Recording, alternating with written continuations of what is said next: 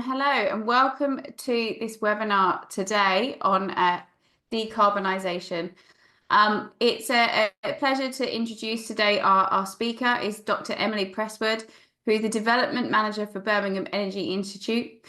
She is currently working with academics, researchers, students and external partners to build the profile of the university's energy research regionally, nationally and internationally, and supporting real-world application of research innovation to provide technical and policy solutions to key energy challenges. So it's a key pleasure to have Emily with us today. Her current focus is on ensuring that the Birmingham Energy Institute's activity supports the regional transition to a zero carbon energy system and green economy. So this presentation and webinar is highly relevant to the themes of Centre UB, and we really look forward to hearing the talk. So I'll hand over to Emily now to begin the webinar. Thank you. Great. Hopefully you can all see the slides. Yeah. Thank you for that introduction, Victoria. So yes, Dr. Emily Presswood. I'm currently working for Birmingham Energy Institute at University of Birmingham. I also have another role at Energy Systems Catapult as technical manager for the Energy Research Partnership there. But just to be clear, I'm not representing either organisation as part of this talk. So I've been working, I guess, in energy decarbonisation area for about 14 years now. I'm going to talk broadly around decarbonisation, but with a focus on the housing sector, because that's where kind of most of my experience is. And the main focus of this talk is around decarbonisation and around whether, as I think, this is a societal challenge rather than a technological one, but always very happy to discuss that. Yes, so during this talk, I'm going to just give a brief introduction to some of the key terms around net zero and decarbonisation in the UK. So what I'm talking about, and also the current position of the national government, which has changed over the last few months due to the new Labour government. I'm going to, in brief, because it's a huge area, talk about the technological challenge for housing decarbonisation. So what are the technologies? What are the the energy system engineering challenges for housing decarbonisation?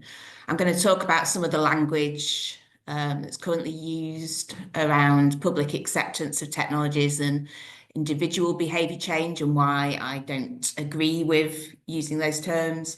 And then I'm going to focus more on why I believe it's a societal challenge more than a technological challenge. And then I'll finish by talking about some of the changes that are needed and then summarising. So in terms of decarbonisation, there's a lot of terms that are used around decarbonisation, net zero, around climate change, mitigation, greenhouse gas emission reduction. And these change over time. So a few years ago, we were talking about carbon neutrality, and now it's net zero.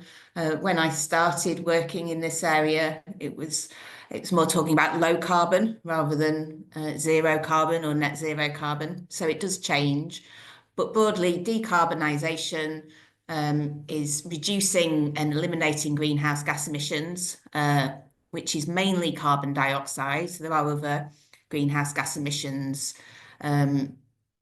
produced, but it mainly carbon dioxide produced from burning fossil fuels. So reducing and eliminating those greenhouse gas emissions across different economic sectors, so across transport, industry, housing, business, etc., energy supply, and switching away from fossil fuels. Alongside that, at the moment, net zero is very much kind of what's talked about in policy terms. And I mean, net zero, similarly to decarbonisation, is around removing greenhouse gas emissions from the atmosphere through a combination of emission reduction and emission removal. I think the key difference when talking about net zero is it's about balancing that removal, so that over a particular time period you are removing or reducing carbon emissions against those that you're producing, so that you have a kind of balance of net zero, essentially. In terms of the wider kind of policy and governance aspect in the UK at the moment, it's currently the ministerial department that's responsible for net zero and energy is the Department for Energy Security and Net Zero. And Ed Miliband is currently the energy minister, the energy and net zero minister. And their current focus is around securing long-term energy supply for the UK. So reducing our reliance on other countries. It's about bringing down bills and reaching net zero. Recently established by the new government, there's been a bit of a change in approach in the establishment of Mission Control Clean Power 2030. So this is taking a mission-led approach that the new government are taking across different areas. But yes, their focus as well is around that energy system, cutting bills and protecting consumers, as well as creating jobs. That's probably something that's a bit new within the language, is around how the creation of jobs and kind of skills and training goes alongside that route to net zero. And I'll just quickly say as well, talk about clean power here by 2030. And it's an important distinction that it's not net zero by 2030, because I think that's recognising that we won't be getting to net zero by 2030. But the aim is to get as near as possible to net zero by then.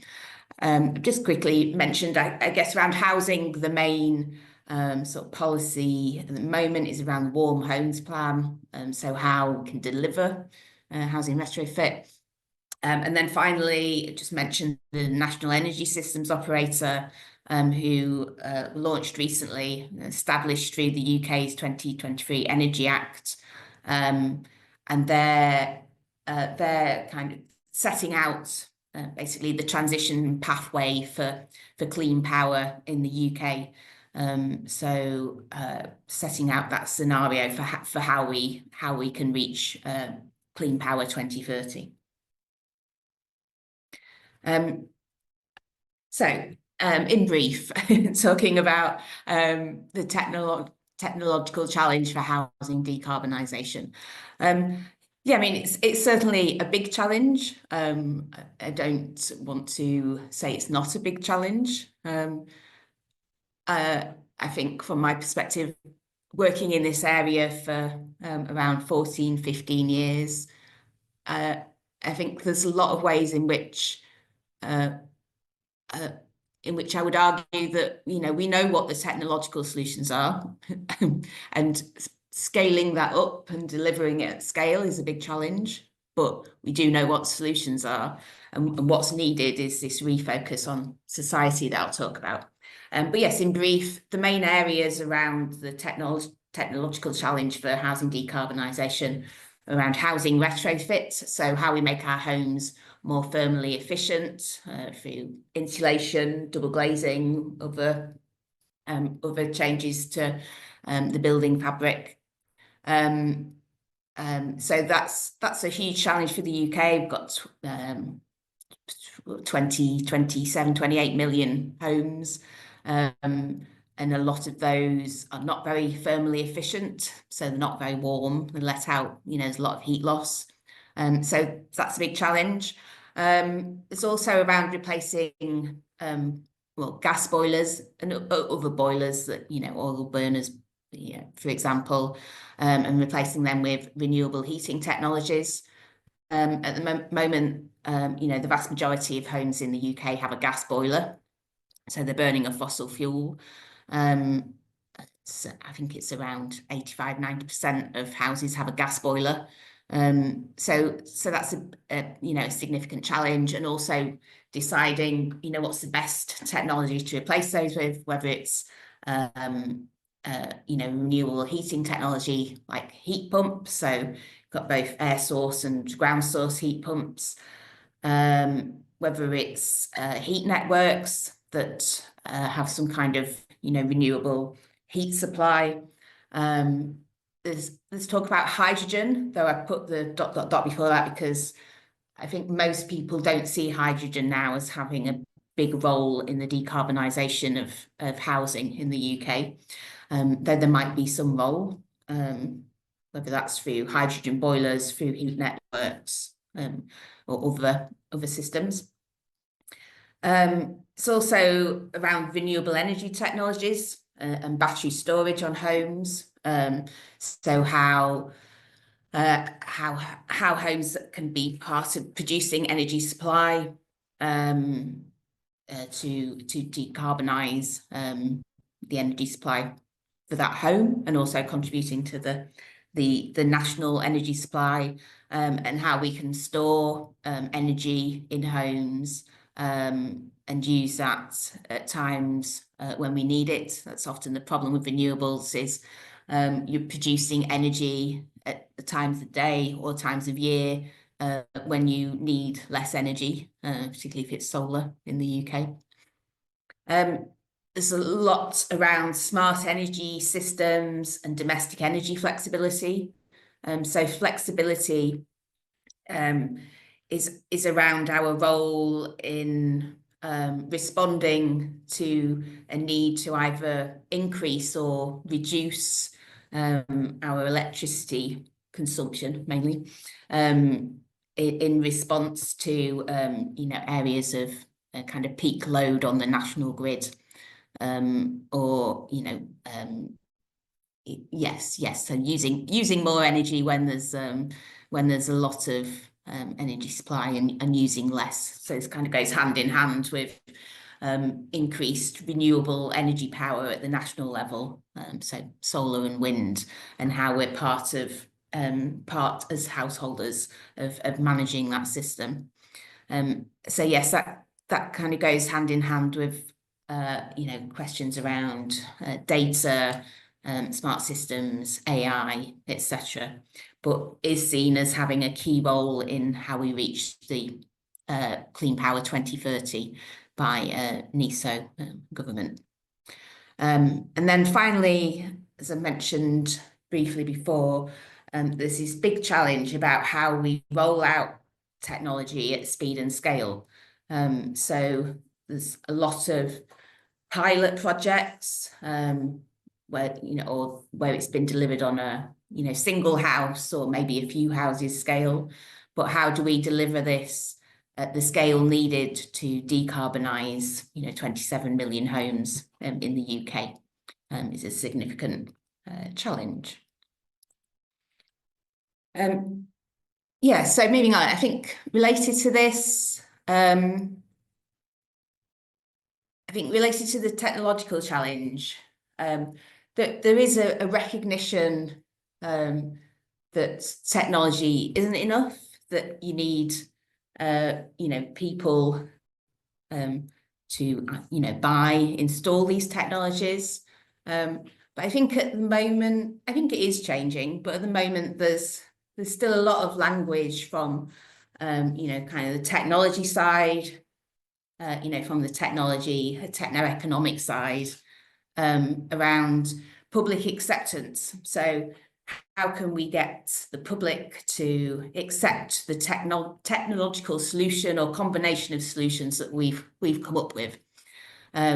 So it's a very kind of authoritarian approach that you know, we just want them to do what we think they should do, etc. And why won't they do that?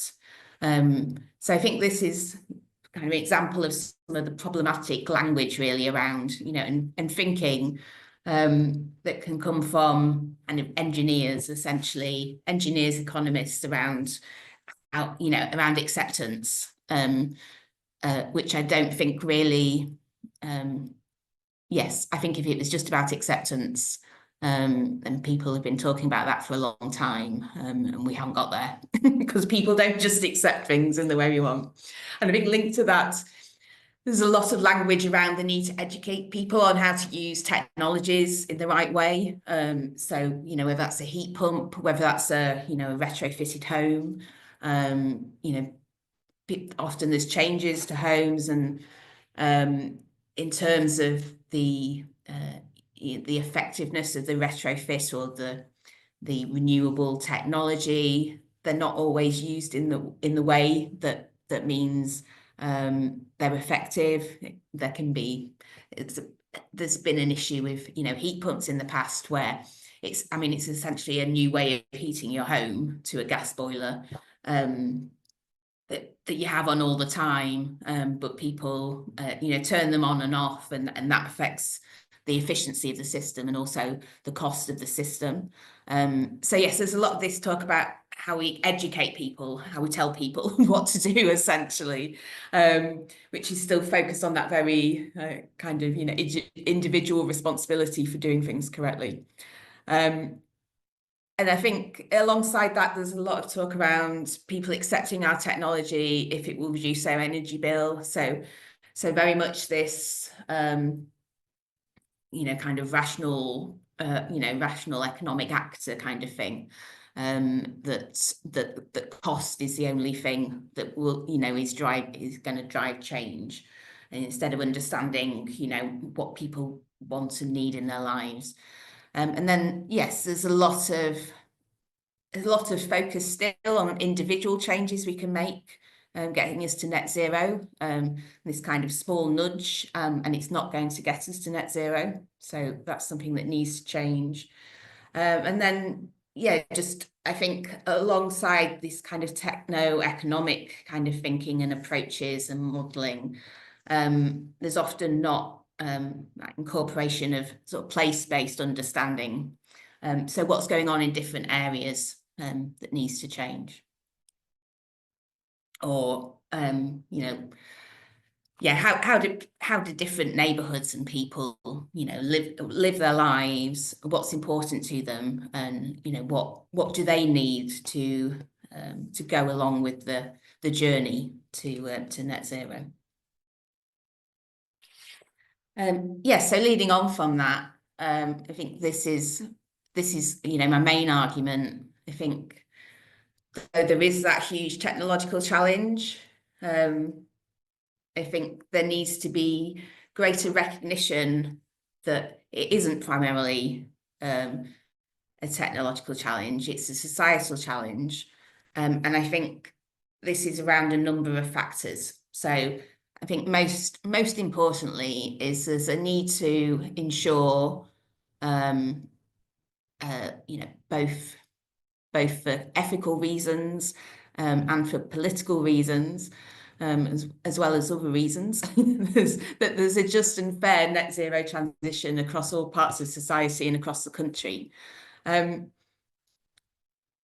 I mean, there's you know, the focus is on costs and you know, and the focus is on technology, and you're not ensuring kind of equal access to those technologies, to those you know, energy systems across different parts of society, then you're going to end up with you know, a tiered system where the people who can afford to transition earlier will, you know, could end up on a different system where they're benefiting from, you know, flexibility, you know, in consumption. So, for instance, you know, if they can afford to have a battery or an electric car, they can potentially benefit from being part of that system. And it will leave people who can't afford those technologies on the old system, paying infrastructure costs through a lower route. So there's that kind of issue. There's also the issue that in a lot of parts of the country, the areas where they're most in need of a change, where they need most need warmer homes, where there's higher levels of fuel poverty, they're more deprived areas where people can't afford these technologies. So how do you ensure that you're not leaving those people who most need the change, till the end of the journey? And yeah, that's obviously an ethical issue, but it's also a political issue around there. How do you ensure that the net zero transition doesn't become a kind of divisive thing? I mean, and there is this is part of the kind of political rhetoric at the moment, around how do you make it not seem like a kind of woke thing that people don't go along with because they think they're being asked to give stuff up that other people aren't being asked to give up. So how do you stop that kind of potential issue where people feel disengaged and angry about net zero? I think another reason is that though the scale and pace thing is a technological challenge, it really requires kind of a lot of change in how we work. So kind of cross-societal behaviour change rather than individual behaviour change. It's kind of housing as an infrastructure, part of the UK's infrastructure rather than what individuals are doing. And linked to that, there's a huge amount of change that's needed in how delivery bodies work, and organisations, local government, the supply chains, where there isn't always resource capacity and skills that are needed, where they're not working in a way where they can deliver this change at speed, and at scale.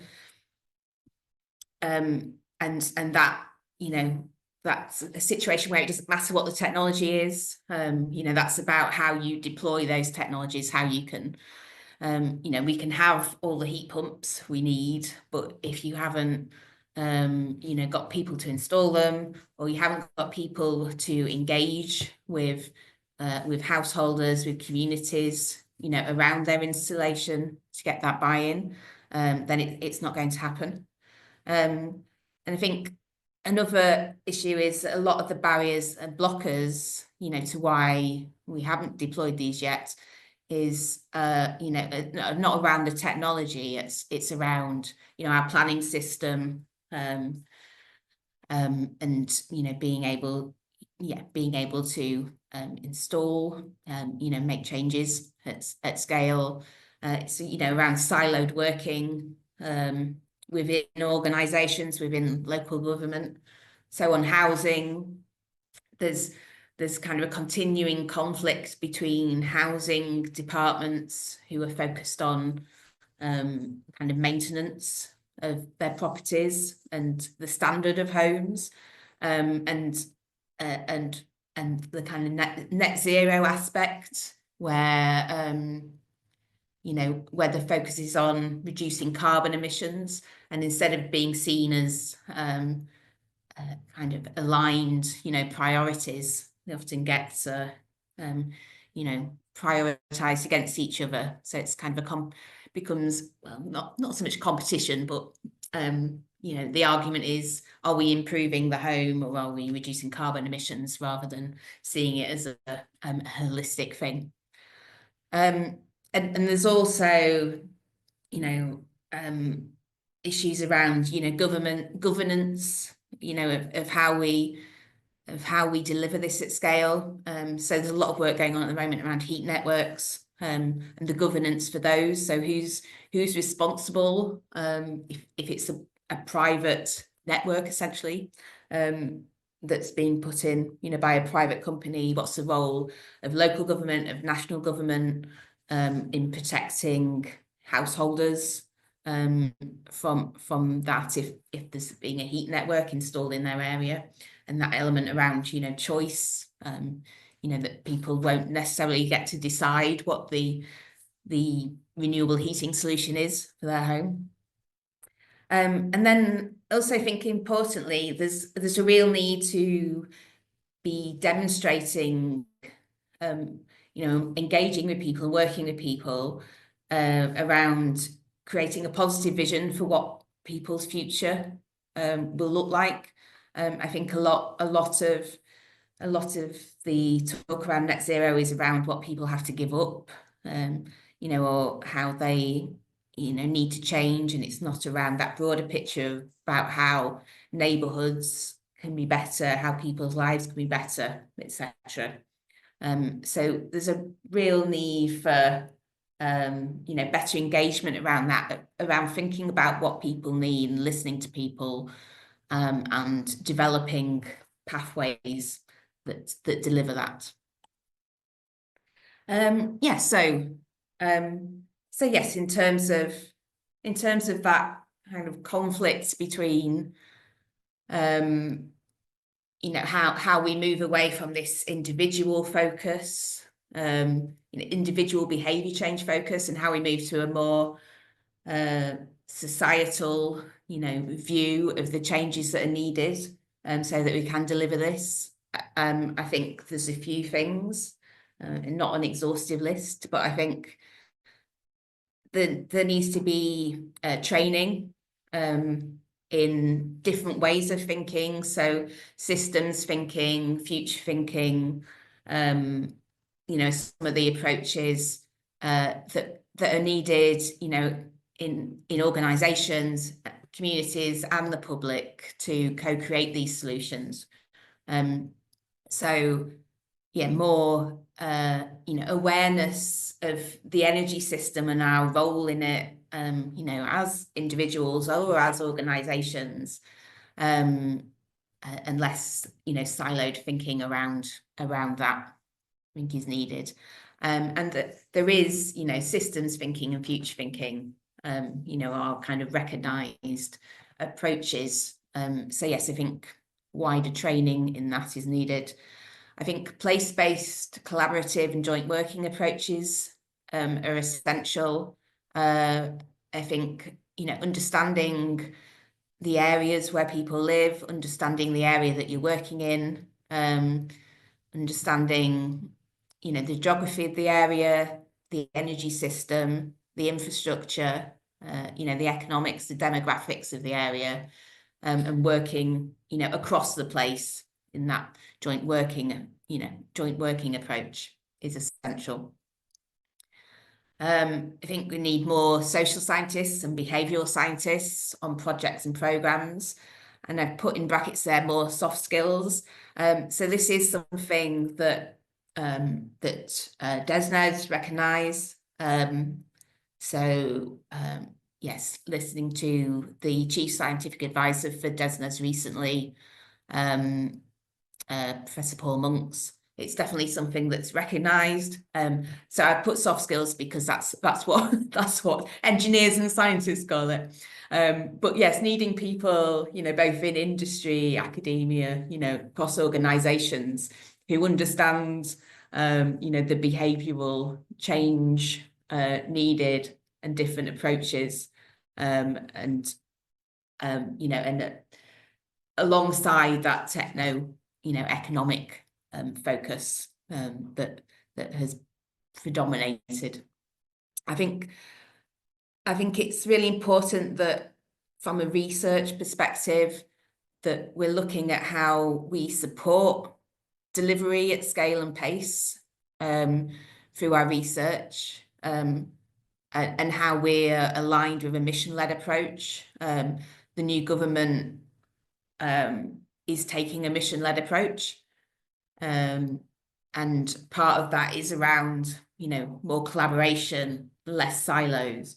So I think thinking about what what research's role is within a mission-led approach, where perhaps the timescales of how research works are not going to align with that, that you need more iterative, approaches where you're working with, with partners, industry, local government partners, other academic partners, to look at how your research feeds into delivery rather than delivering a research project over, a period of 1, 2, 3, 4 years, delivering your outputs at the end of that, when 4 years has passed and they might not be relevant or they haven't fed in to improving, this much needed delivery at scale and pace. And then, finally, just a much greater focus on the collective rather than individual behaviour change. So yes, that multi-level, multi-organisational, cross-society behaviour change, rather than individual change. Right. So in summary, I propose that though the technological challenge is huge, it's not as big as a societal challenge, and part of that is around increasing recognition that it is a societal challenge, not an individual one. And I think I'm quite hopeful that the mission-led approach and that the thinking, in national government, that there is growing acceptance of this. So I'm quite hopeful that is being seen. My second kind of summarising point is we need changes in behaviour and ways of working and skills and training across society. So it's not just about educating the public, individuals. It's about looking at how we work across different parts of society in different sectors. So how local government works, how research, how academia works, etc. I think we need to understand what people, neighbourhoods and communities need and be better at, I missed out on co-creating positive visions and transition pathways of how to get there. I don't think we're very good at that visioning, on a bigger scale. So creating that vision, it's always it's always that kind of focus on what people need to do, what they need to give up, how they have to prioritize things when they perhaps don't have they don't have the space to be able to prioritize net zero over other issues in their lives. So yes, I think we need to be better at understanding what is needed. I think in general, and this is shown, in general, most people are on board with the need for net zero in the UK. It's perhaps less of a contentious thing than some media areas would suggest. But everybody has within that, different their own kind of barriers and needs that mean they can't necessarily prioritize net zero over other things, in their lives. So I think we need to understand that more, and look at, how we can work with people to develop, a pathway rather than imposing one on people. And then finally, I just think, really that kind of collaborative whole systems, place-based joint working approaches are key. Just breaking down those silos really, and just really kind of challenging that behaviour and changing that behaviour, across different areas and different sectors. organisations, etc. Great. So I will. Great. Thank you very much, Emily. So I think that brings us to the end of the webinar. I just want to say a big thank you on behalf of the team in the centre for your talk today. It's really insightful, relevant to all of our researchers in terms of the topics of careers, methodologies, concepts, roles, challenges. Really insightful, and thank you. Just to our wider group, the recording will be available. It will be going on our website, which will become live soon. But if you want it sooner, then do get in contact with us on the email address. The training program following the Christmas break will be released soon, with the next webinar we know is scheduled towards the end of February, and that's on coping with emotionally demanding material and topics.